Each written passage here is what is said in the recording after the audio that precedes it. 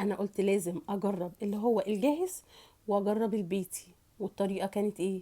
فعلا فعلا انا اتصدمت من الطعم ومن النتيجه ومن السعر ومن كل حاجه. يعني حاجات بنشتريها من بره بارقام في اللي خزعبليه بالكوكتيل ينفع بالاناناس. نعملها في البيت. بصوا الجمال. بقى ندوق التجربه العظيمه دي. بصوا الجمال. ليه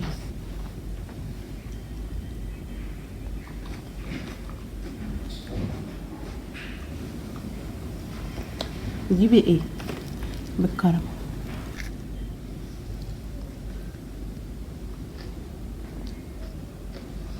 بالمانجا. تحفه. حبيبه الملايين المانجا دي. حاطين اكسترا مانجا. بصوا الجمال.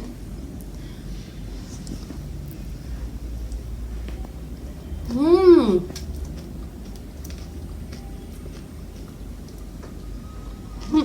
جمدان كله. بصوا جمدان بمعنى الكلمه.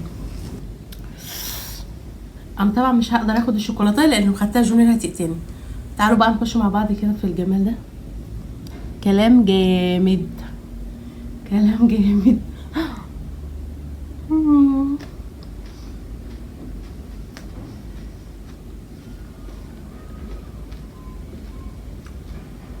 هنا نشوف طريقه الحاجات القمر دي اتعملت ازاي بحاجات بسيطه جدا جدا خالص. يلا بينا. هو الموضوع يبان لكم صعب لكن هو مش صعب، هو حلو جدا. كفايه. هو حلو جدا وتجربه بصراحه جميله جدا. بس اهم حاجه عشان يطلع معاكي ناجح لازم تجهزي كل حاجاتك. يعني بجد حلو جدا جدا. حطينا رز بلبن. نحط الشعريه. كنافه. نحط بقى الشعريه.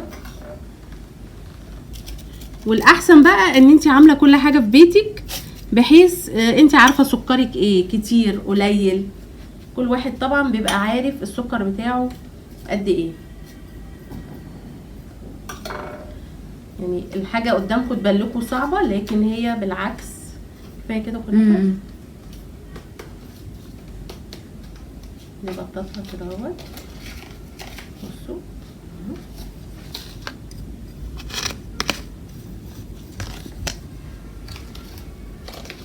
نحط بقى الكريمه.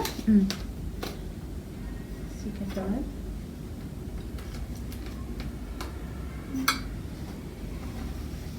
وبقيه الاطباق دي الطواقين الاساسيه. يعني نقدر نستخدم العلب دي ونقدر نستخدم العلب دي اللي بتبقى متوفره يعني وموجوده.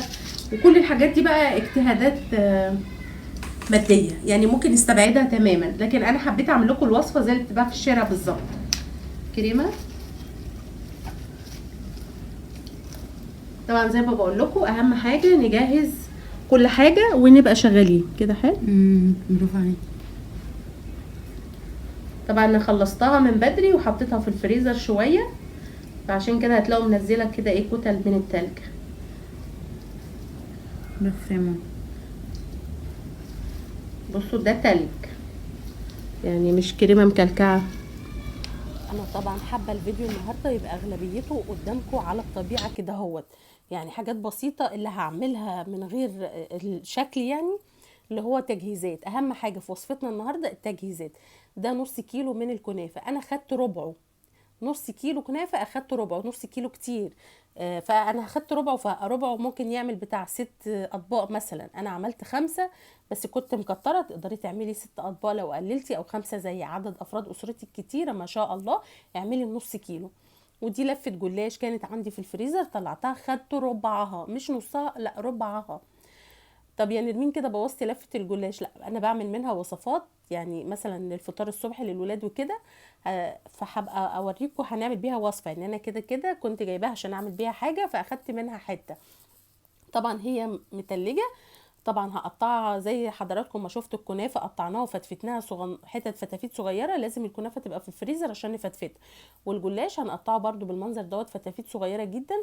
وهقول لكم كل حاجه بترمز لايه في الوصفه دي. الكنافه عندنا بترمز للشعريه. احنا هنعمل النهارده الكشري الحلو. طبعا هو ترند طالع بقاله كتير جدا. وانا مؤخرا عملته لان بنتي كانت عايزه تجيبه من بره فقلت لها لا احنا هنعمله في البيت. فطبعا عملنا الشعريه وادي الجلاش بيرمز لقشر البصل. فهاخد الكلام ده كله، تقدروا تحمروه على البوتاجاز من فوق، لكن انا حمرته في البوتاجاز في الفرن. يعني لو فرنكم بايظ حمروه على البوتاجاز.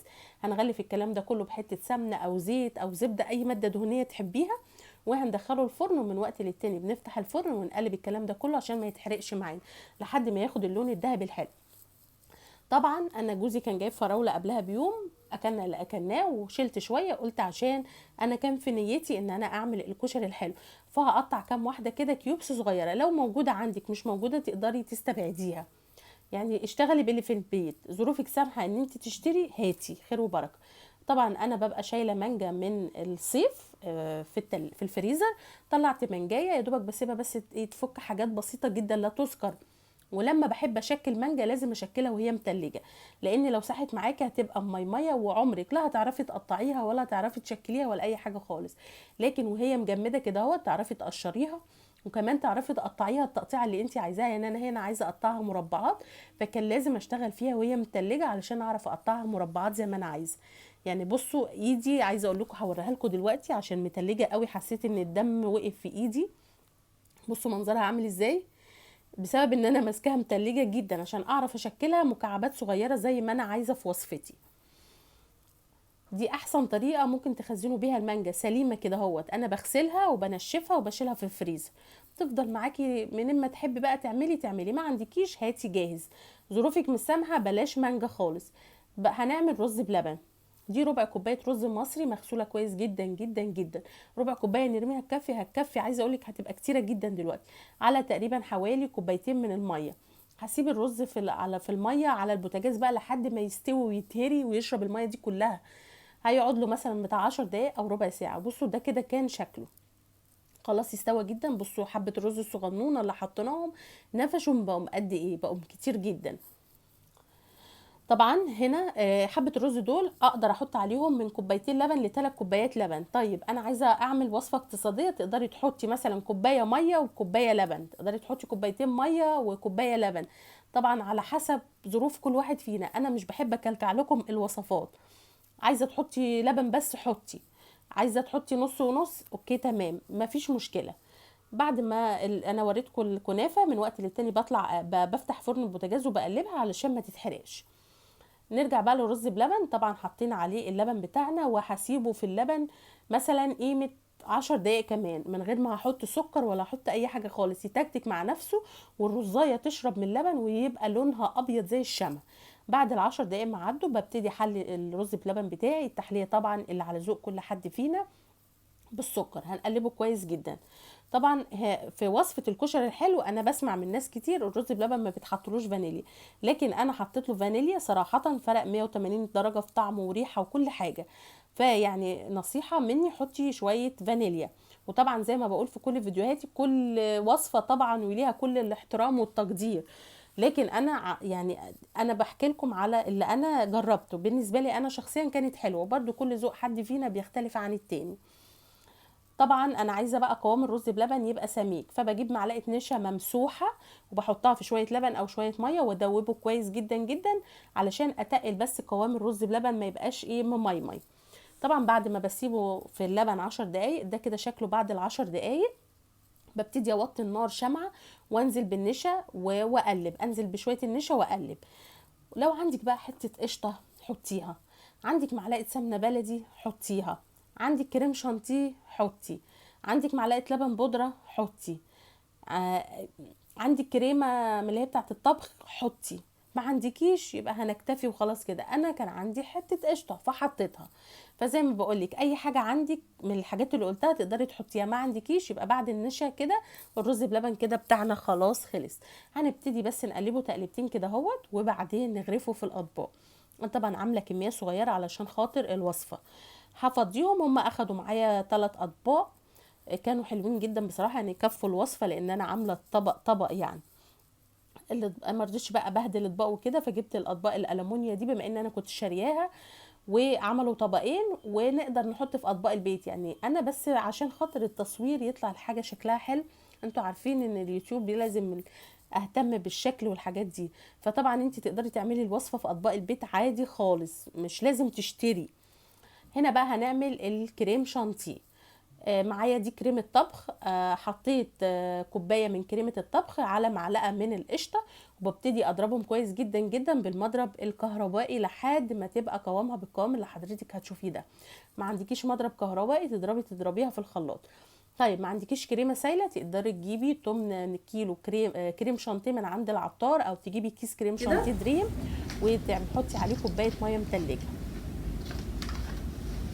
طبعا تقدروا طبعا تحطوا الكميات اللي انتوا عايزينها. اول حاجه بالاوريو والبسكوت زي ما هو كده في الكيس هنفتته. انا حابه اعمل كل حاجه قدامكم عشان تعرفوا ان هي قد ايه سهله. يعني ما نروحش نشتري الطبق من الشارع ب 55 ولا ب 60 ولا ب 70. لا، احنا ممكن نصرف 100 جنيه والله ما هتكمل ال 100 جنيه. زي ما بقول لكم الحاجات دي كلها ممكن نستغنى عنها، لكن انا بس جايباها علشان التصوير. اوبا نص كده. اهري تاني ولا كده كويس؟ حلو حلو، بس ده مش كتير، ما تحطيش كله. طلع كتير شويه نهري. ايه شوفي حد يكون متغاظه منه وفضل يعمل كده. طبعا اللي بيحب الاوريو يعمل بالاوريو، ما بتحبوش الاوريو ما تعملوش بيه. كده كفايه ميه. ايوه حلو قوي.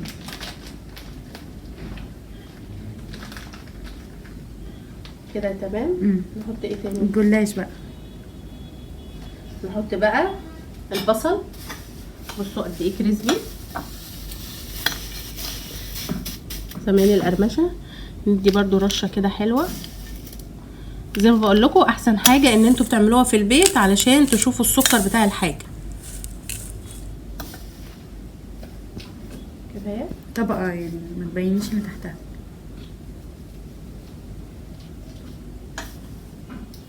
بس مايفل هي الاسيستنت بتاعتي.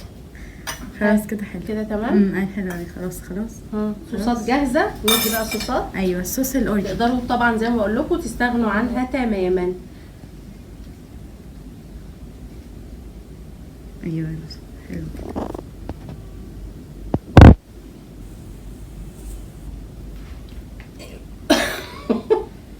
ناشفه قوي عشان اوريو. طبعا التزيين ده بقى يرجع ليكم، يعني شوفوا انتوا بتحبوا ايه وزينوا بيه. بس عايزه اقول لكم المجمل مش هتشتروها من الشارع. كفايه ولا احط؟ حلو كده خلاص. انت عايزاها اكسترا اوريو؟ لا يا سنس خلاص كده حلو يا ماما. بس خلاص بقى انا هنكت كده حلو قوي. لا تاني عشان متزعليش. بس هي كده تحفه كفايه. كده حلو قوي. كده عملنا الاوريو. نركن الاوريو. نجيب بقى بسكوته اوريو نحطها. ايوه منظر. سليمه ولا سليمه؟ واحده ولا اتنين؟ واحده. انا خيره احط 2. ادي واحده وادي التانية. يومي. كده عملنا اول طبقه اللي هي ايه؟ الاوريو.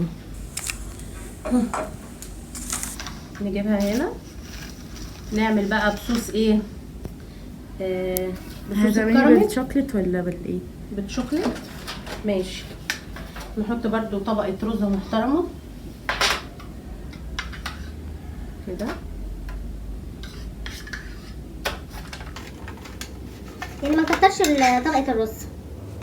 هي الاول عشان كبيره نقدر على فكره نعملها في اطباق عادي خالص من البيت، بس طبعا انا بقول لكم عشان خاطر التصوير. كده حلو طبقه الرز بلبن ولا نحط تاني؟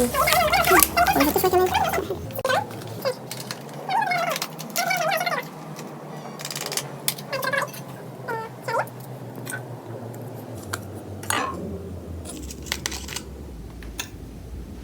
السكر بقى تقدروا تحطوا سكر زي ما انتوا عايزين. انا شخصيا اكتفيت بالسكر اللي في الرز بلبن. نعملها دي بالايه؟ عايزاها بالشوكليت ولا الفاكهه؟ نخليها بالشوكولاته. ننزل بالكريمه. بصوا الكريمه لازم تبقى كده كانها صلصه. كفايه؟ الكريمه خطيره.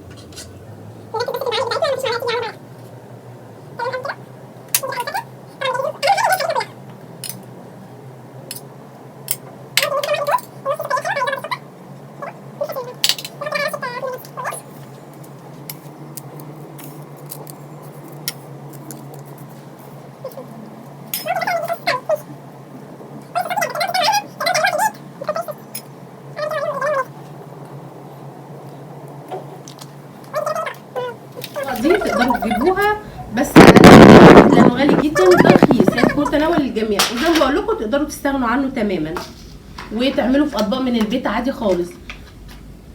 هناخد طبقه رز بلبن كده. حطي فين؟ هو الطبق ده كبير على فكره مش صغير. حطي طبقه تاني. خلاص حلو كده. ندي رشه كنافه.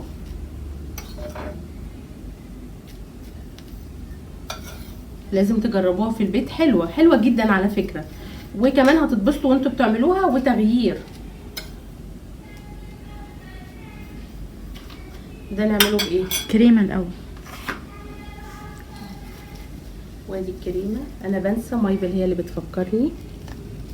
ده تلج على فكره عشان زي ما بقول لكم كانت في الفريزر. بس خلاص.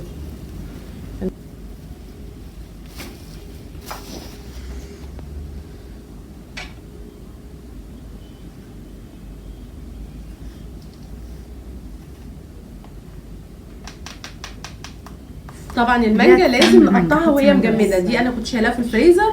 نجيب معلقه كل حاجه دلوقتي هوريها لكم في الفيديو. عشان تقطعيها مكعبات كده لازم تكون في الفريزر جامده، ما ينفعش تسيبيها لما تسيح وبعدين تقطعيها. طبعا انا ما حطيتش سكر لا في الكنافه ولا في الجلاش بسبب ان انا حاطه فواكه، فقلت ناخد السكر الطبيعي من الفاكهه.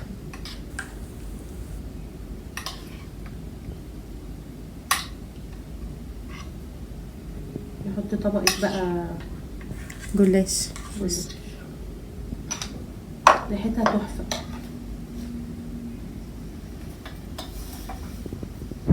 هو ده احنا بنعامله معامله البصل، يعني هي دي الفكره المقصود بيها.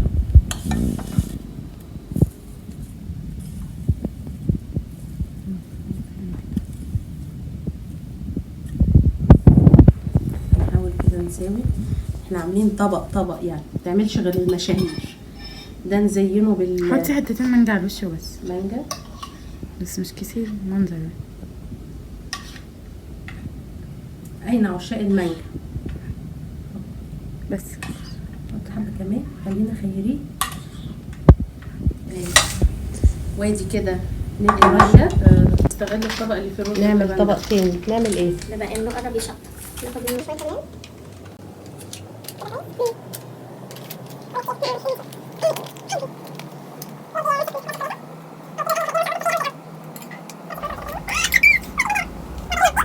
الكريمه دي برضو ما فيهاش سكر. انتوا بقى لو ليكوا في السكريات قوي تقدروا تحطوا في كل حاجه سكر براحتكم. دي بقى انا هعملها كوكتيل. يعني هدي فراوله،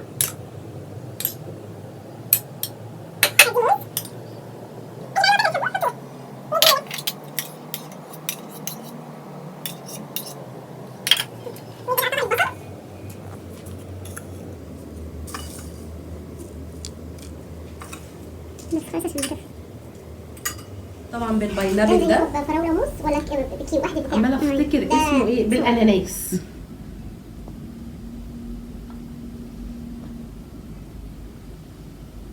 كفايه كده. كده شكله حلو. يبقى دي كده واحد. عايزه اقول لكم كل ده زي ما بقول لكم تقدروا طبعا تستغنوا عن الشوكولاتات دي كلها. كده التاني، لكن انا حطاها نوع من انواع الديكور.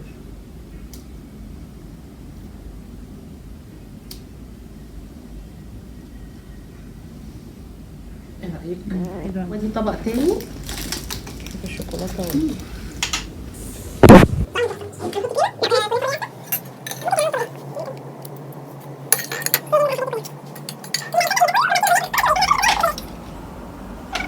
خلينا زي ما هي كده.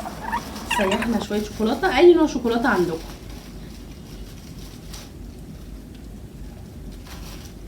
ببقنا ولا مقص ولا هنبهدل بقى. كفايه بقى لغوصه.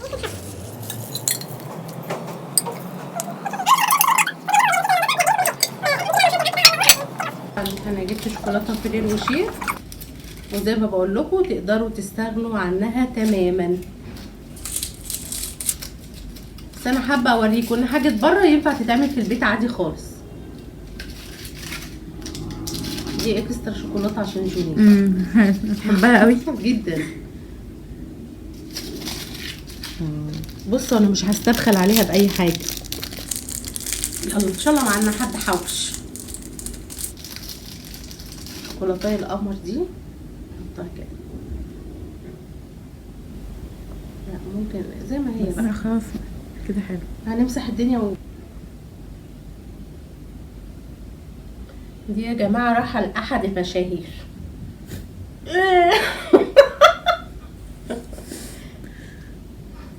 خلاص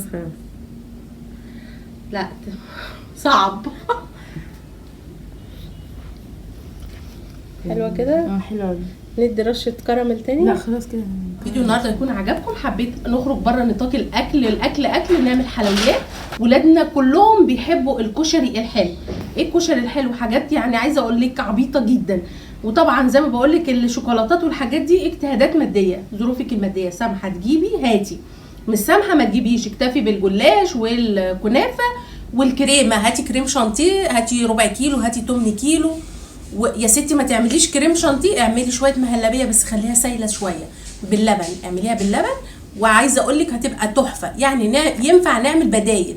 انا لا عندي كريم شانتيه ولا عندي كريمه والحاجات دي غاليه عليا نرمين. اعملي مهلبيه تكون سايله سيكه كده اهوت وحطيها بدل الكريمه، والله وهتطلع من تحت ايديك زي الفل. يلا جربوا وربنا يحسن ما بين ايديكم يا رب. وصفه النهارده تكون عجبتكم ونالت رضاكم. لو انتوا اول مره تشوفوني على اليوتيوب ما تنسوش تعملوا اشتراك في قناتي وتتابعوني على البيج بتاعتي على الفيسبوك بيت العيله واكلات نرمين. طبقوا الوصفات وبعتوها لي على البيج بتاعتي على الفيسبوك بيت العيله واكلات نرمين. واشوفكم في اكله جديده وباي باي.